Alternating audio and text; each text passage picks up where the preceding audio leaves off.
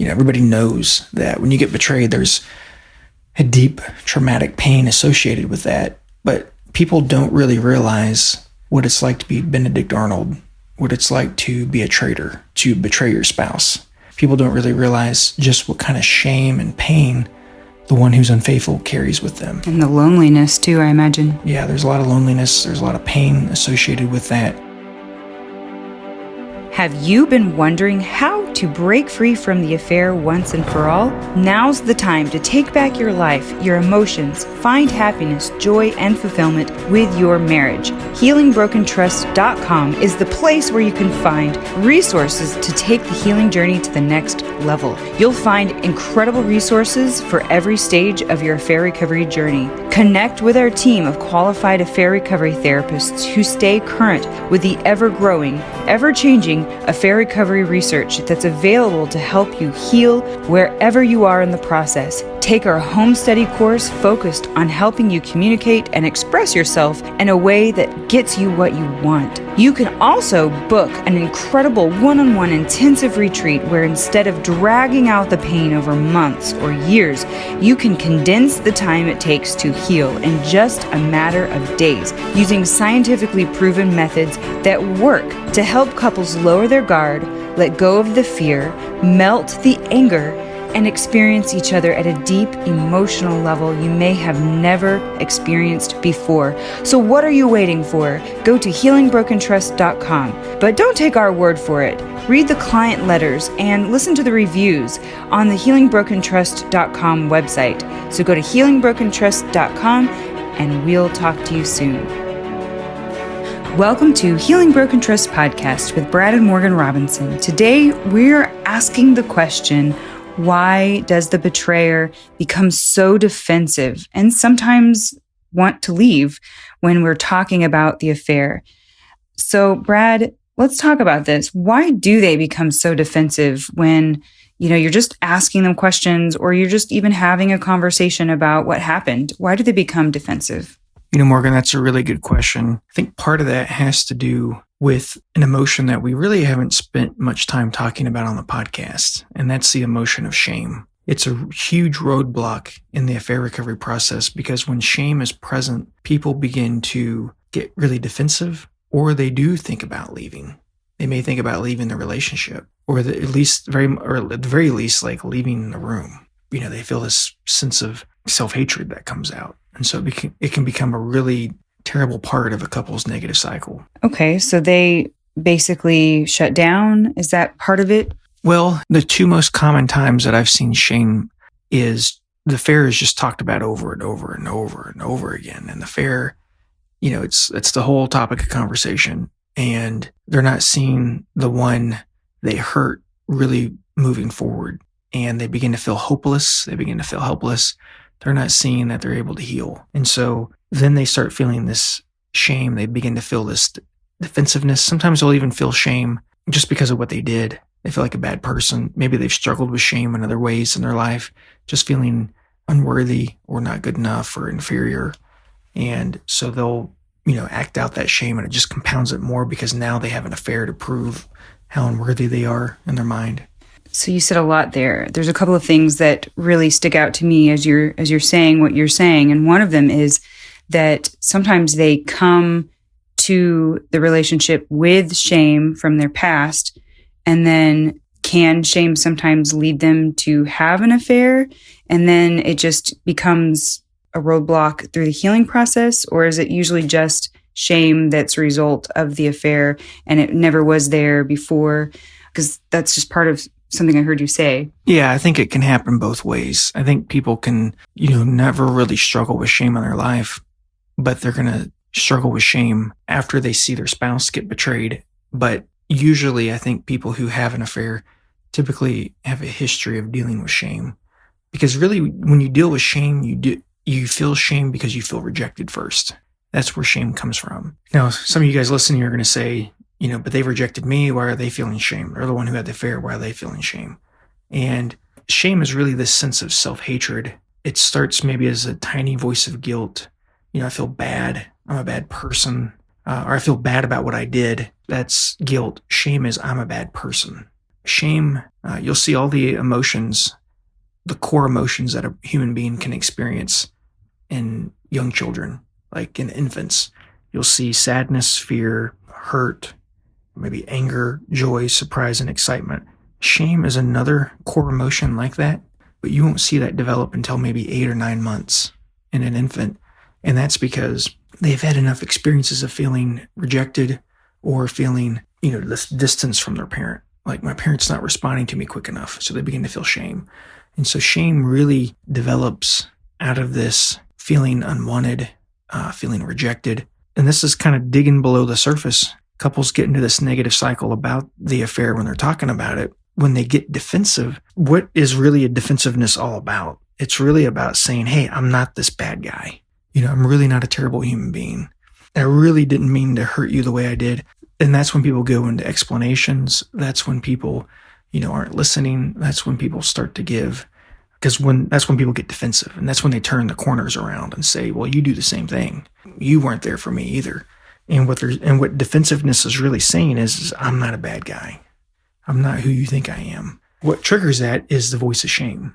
That feeling of being inferior, or seen as stupid or incompetent or immoral, being seen as an imposter, like you don't fit in, feeling unwanted, rejected, inefficient, or deficient. And it shows up as this defensiveness. And if you're the one who was unfaithful, and if you explore where that defensiveness comes from, I would assume that you'd probably find that voice of shame there. And that voice of shame is, I really feel inadequate. I really feel like I'm not good enough.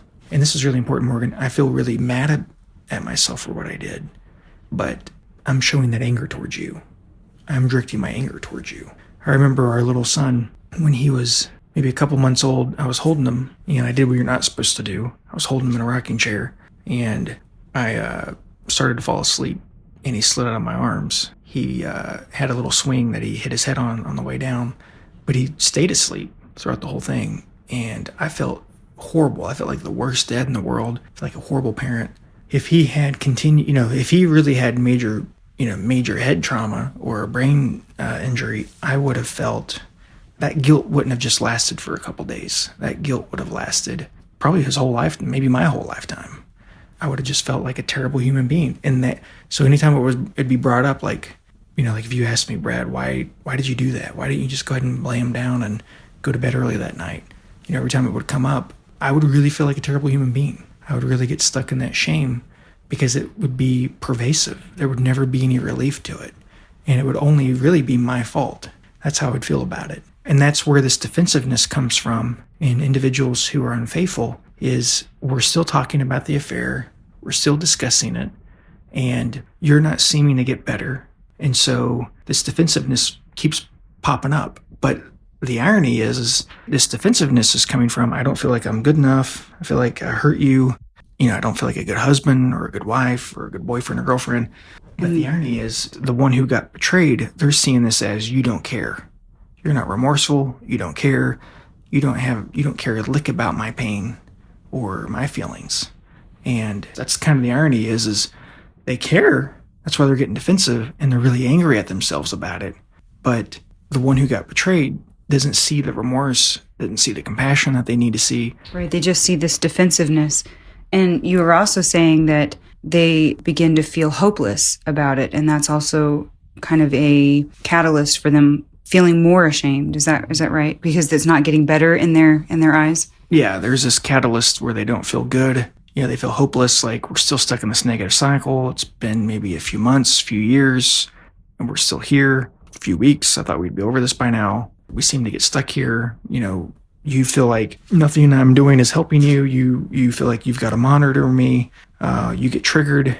All these different things trigger you. I feel really bad. And the longer they get stuck in that negative cycle, you're going to keep seeing that shame pop up. But it's not just length of time or feeling hopeless. It's just a guilty conscience is what creates that kind of shame. It could be like the moment of discovery. Everybody expects this Hollywood romance that, once the affair is made public or I find you out and I confront you about it, you're going to drop to your knees and ask for forgiveness. I have seen that happen, I don't know, maybe 10, 20 times. People get defensive. People get upset. That's not with it going on. That's the norm. Yeah, that's the norm is the defensiveness. Yeah. Yeah. And, if you're lucky, they tell you they had an affair. Instead of you finding it out. Yeah. Through the affair partner or social media or emails and reading all the text messages. But people's shame gets in the way. And part of that is maybe it is a hopelessness, Morgan, of this false belief that people don't really heal from an affair. People don't recover from infidelity. There's that belief that you can't really do it. And then when the betrayed partner is being triggered and, they can't seem to stop asking the same questions over and over. And then it's sort of validated in their mind that, man, we're never going to get over this. And I'm never going to be seen as someone loving or caring again or ever. The one who was betrayed often needs to talk about it, often needs to, be able to discuss it to move forward. Both people have different needs in this. Like the one who got betrayed, let's talk about it. I need to discuss this. I need to work through this. I need your help and guidance with this. Tell me the details. Tell me the things I need to know so I can heal from this. But the one who was unfaithful, why would I want to tell you that? They get defensive. Maybe they feel criticized. That's obviously a common scenario in defensiveness is you feel criticized, you feel attacked as a person. So they need to not be criticized. And they may just need kind of certain limits placed on how often we talk about it. It can't dominate our life. Maybe it's going to dominate our life for the first weeks, but as time goes on, we don't need it to dominate our life. We need to go get help. We need expert care. We need to go see somebody who can really help us work through this. That's why we offer retreats. That's why we, literally helped couples from all over work through infidelity. From around the world, actually. Yeah, we've done a lot of that. But part of this is different people have different needs as they work through this. And that defensiveness often comes from a place of shame, which is really a harsh, critical voice of self-hatred. Many times betrayers just choose not to think about or discuss the affair because doing so brings up such strong feelings of disgust that is really directed at themselves. But the one who got betrayed sees you're so disgusted and angry and you're snapping at me. They think that you're snapping at them, like you don't like them, that you're upset with them. And what are you hiding kind of thing? Yeah, that, definitely. But it's like, you just betrayed me. Why are you so pissed off? Why are you so angry? I need you to be broken and remorseful and sorry and to keep expressing that to me. I don't need to see this defensive side. But it goes back to that analogy. If our little guy had head trauma and still had it, I don't know how you could live with yourself, with something like that. You're going to struggle with shame. And so naturally, a lot of people who have an affair really struggle with that. Well, you could live with yourself. And if your child out there does have head trauma for some reason that he described, you certainly can live with yourself. You can, but that's the kind of thinking you have is right. Like what I'm explaining is like, oh my gosh, how could you do this? Brad, how could you live with yourself? And so anyway, you feel great shame. Yes. Mm-hmm. Yeah. People who experience the shame, they feel embarrassed, they feel unacceptable, they feel inferior, they feel inadequate about themselves. So those are all recipes for people not opening up. Like the people who are the most locked up, their walls up the most, are people who feel like it's embarrassing to share about themselves. It's difficult to be vulnerable because when you see who I am on the inside, if I let you really see me, you're not going to like me. And so that's a big deal. Morgan, another time that shame can really pop up, and we haven't really addressed this at all in our podcast, and this is when I see shame the strongest. There's kind of the defensive side of shame. This is a direct quote from a client I worked with years ago from someone who's experiencing shame. And this is the kind of shame that's going to lead somebody to say, I don't want to stay married anymore. Okay. So yeah, that leads me to that question of how do you know they're wanting to divorce or separate because of shame instead of just not loving you anymore? Yeah, I think people, obviously, when you have an affair, you're probably not in love with your spouse. Because you haven't kind of cultivated that relationship in a while, probably. But, if you're in love with somebody, why would you cheat on them? Right. Human beings, there's actually research that shows this. I know it's not, there's different segments or different people in our society say otherwise, but human beings are actually wired to be monogamous, believe it or not. Animals in the wild that take years, prolonged amount of time to raise their young are monogamous. They will have the same life partner. And so human beings do that. There's other animals that do that as well. but it takes us years to raise our young. We're wired to be monogamous. And so when people are in love, obviously it's easier to be monogamous. When people feel close to their spouse, it's easier to be monogamous. When you feel like you can get your needs met, it's easier to be monogamous. When you don't feel rejected or you have resentment towards your spouse, when you feel like you can share everything, those are conditions that help facilitate that. Facilitating that being faithful. One thing that we were talking about right before we began recording too was the way you can kind of know shame versus just being done with a relationship. Some of the words that people use, right? They'll say certain things when it's shame versus I'm just done with you and this is, over, right? And so you were going to read that quote because yeah. Okay, so when someone is experiencing shame, I would really say this is more of the shame when someone is wanting to leave. And honestly, sometimes people who are still involved in an affair may talk like this. Usually when I've seen people talk like this, Morgan, it's not just because of shame only. It's they may still be involved in an affair. And I do not know your situation as you're listening to this. I'm speaking generally. This is what I've tended to see with few exceptions. And so do not take this as legal advice or relationship advice. I'm just talking about this. And so in general terms. Yeah. And so someone might say, I don't like him crying. I think I've hurt him enough. I feel I've let him down.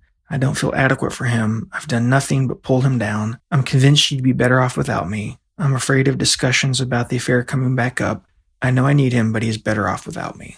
When you hear that over and over and over again, that's kind of like the dominant thing. And your spouse, if you've gone to marriage counseling, they're not really participating in marriage counseling. And you hear that, and that's kind of where they're at. And they just kind of talk about the whole time how they feel so much shame. And they may blame it on their childhood, or they may blame it on other stuff. Just when I've seen people really get into statements like that, maybe I didn't know it at the time, but later kind of came out that they were still seeing somebody. That's why they felt so much shame, is they had a guilty conscience. It wasn't just the shame of defensiveness. It was shame on a different level because they were still involved with somebody else. So they're better off without me. So because of that, you should just go on without me. And I wonder if... Well, I'm doing this, I'm hiding this secret, and I'm doing this terrible thing to you behind your back. And I feel like a terrible person for doing this to you, but, I'm not ready to come back home, or I'm not ready to end the affair, or I don't think I can get my needs met with you. Usually when I've seen that kind of shame, it's because they had some sort of secret. Not always, but usually there's a secret there. And that secret most often is, I'm not ready to end the affair yet. But couldn't it also mean that they are feeling just hopeless, and maybe it could be that way? Yeah, I think people could do that. I'm thinking about what you're saying, Morgan, and I think that can be true, but I'm just reading the words from a client who once said this. There is almost this other behavior. I don't want our audience to be confused, and I don't want everybody to listen to this and then use this as gospel. Gospel, or as a bullet to shoot your spouse in the head with. But it may be enlightening if that's kind of your scenario. But, those are the words, but kind of it's more into the delivery. It's this, they'll pour out their heart. It's like somebody gets drunk and they pour out their heart, and then they talk about all their insecurities and how they're not a good person. It's almost like that. Like, I'm not good for you. I don't deserve to have you. I've got this shame. I just feel like such a bad person. They tend to repeat these things over and over again. Without the intention of opening up and sharing themselves and staying in the relationship? There's different scenarios here. Like, there's the defensive side of shame these individuals could have, and not everybody who gets defensive or has shame is in this camp that I'm talking about. But there are limited situations. And so some of you guys listening may be in this, but most of you are not going to be in this kind of scenario. But usually when people talk like this, and I'm not an actor, I would act it out, but it's just a different level of shame. They get stuck in it because they know they're not doing something right. They know they're still being unfaithful. That's why they have it. And so they're kind of saying... It's a shame on a different level, Morgan. So they're kind of saying, I'm feeling so terrible. I'm seeing all these things. I just don't think that I'm good for you. I just don't think that we should be together because you're hurting. And so I'm just going to go over here and I'm going to let you be, and I'm going to leave you alone, and I'm going to just take myself out of the relationship that way. Okay. I mean, it could be like that, but this is kind of like their core message. I don't think I'm good enough. I think I've hurt you enough. I've let you down enough. It's their core message. And everybody that I've had who's had like shame, that I've worked with, and I thought, man, they got a lot of shame we got to work through. This shame is hurting our progress. Mm-hmm. They feel so bad that this shame is hurting our progress. Everybody that I've worked with like that, with maybe limited exceptions, like minor exceptions, was still seeing somebody. Oh, I see. This is like their common message. And I've had several people like this. It's kind of what they always come back to. It's not just something they talk about every now and then. Because some people were going to talk about that, like we're getting caught in this negative cycle. Maybe I've hurt you too much, that sort of thing. But when it's all they talk about, or it's like the common theme, they're hiding something. They're still involved in an affair. Okay, so yeah, I think it's clear. So then we talk about the antidote to shame. And if this antidote does its job, then you can know that, okay, this was just a clear shame that they're feeling bad. But if it doesn't do its job, then you can probably guess that there's something else there that they haven't let go. No, I mean, the thing that we're going to talk about in a second as an antidote, that's not going to eliminate, because that shame is coming from doing something wrong that they know is wrong. Yeah. You can't convince yourself not to have it. But everybody that I've dealt with, when I'm working with them, I'm thinking, man, they've got so much shame. If I could find a way to get them out of this shame, then we would be okay. I could help this marriage move forward. Everybody that's had that kind of shame, they've always had something hidden or secret that they weren't sharing. And what they were usually keeping hidden and secret was that the affair was still going on. Okay. That's what produced that kind of shame. But then there's this other side of shame that's normal for everybody who has an affair, which is, man, I feel really stupid for doing this. I feel terrible. It's like what I was describing about me seeing if I were to hurt my son permanently, by dropping him. He was still lingering and had side effects from that. That's kind of a normal shame. But this is a different type of shame on a different level. Is it kind of like a shame that keeps them from really being there for their spouse and really going to their aid and really doing everything that they can to help them through this? Is the reason, like, for example, in this quote that you read, it says, I'm convinced you'd be better off without me. And so that's almost their out. They're saying, well, you're better off without me, so I'm going to vamoose. But if it was more of a shame that was pure and healthy, then they'd be like, I think you'd be better off without me, but I'm going to do my darndest to help you in this moment. Is that fair to say, or is that kind of not always the case? Well, I think, you'd be surprised. Usually the folks that will end up coming to therapy when they are still involved in an affair and they have this kind of shame, they're nice people. They're agreeable. They're nice. Maybe they're even laid back. And so they'll come to therapy because their spouse is requesting it. They may be willing to be kind and reassuring and that kind of thing, but they're not going to really want to talk about the affair much. Most often this type of shame is because they're still involved in the affair or having some sort of contact with the affair partner. They're keeping some sort of secret. Okay. And that's what's creating this super level of toxic shame. And that's why they would be so defensive, because they don't want to talk about it, because it reminds them of how bad they've been and are still being. Well, there's the other side of shame that's not super, super toxic. The super, super toxic shame is when they're keeping a secret. Okay. But this other side of shame that we spent the first half of today talking about is really just the normal shame that everybody experiences after they've been unfaithful. I've done something terrible. Yeah. I feel so bad. And that kind of, I feel like an imposter, that kind of shame. Yeah. Yeah. I hurt you and, I kind of get defensive, that kind of thing. That's kind of a normal shame. Okay. So I think that leads us to the next question is, why do people stay stuck in shame? I think we've talked about it. We've kind of talked around it a little bit. We've really, just to nail it down, lack of hope, fear it won't get better, that sort of thing. When does shame show up in the healing process, Brad? When does it typically show up? Oh, gosh. I think shame shows up during the affair, after the healing process. I think both people need healing. And Morgan, this is really important. Everybody knows that the one who got betrayed, they're in pain. Culturally speaking, every culture in the world knows, everybody knows that when you get betrayed, there's a deep traumatic pain associated with that. But people don't really realize what it's like to be Benedict Arnold, what it's like to be a traitor, to betray your spouse. People don't really realize just what kind of shame and pain the one who's unfaithful carries with them. And the loneliness too, I imagine. Yeah, there's a lot of loneliness. There's a lot of pain associated with that. Well, it's not something that people think about. We're kind of wrapped in our own hurt when we get hurt and betrayed. But the one who is unfaithful, they often have just as much pain as the one who gets betrayed, but it's a different kind of pain. They're struggling with this self-hatred, this guilt. That's the normal type. But the ones who are struggling with it the most in this super level, this super toxic level, are probably still keeping some sort of big secret, or maybe even still involved with the affair partner, because they'll say things like, hey, I think I'd just be done with the marriage. I think you're better off without me, and they're going to keep coming back to it. And they're going to look, I'm just thinking of people I've worked with, and they love their spouse. That's why if they're willing to come to therapy, they love you and they want to work on it. But then they want to help you do better. But there's this additional thing that's this big secret. I'm still involved with this person. And so they're not they're not reinvested in the marriage or the relationship. And you can kind of tell that they're just not invested in where they are. Yeah. Okay. Yeah. Let's talk about the antidote to shame. Yes.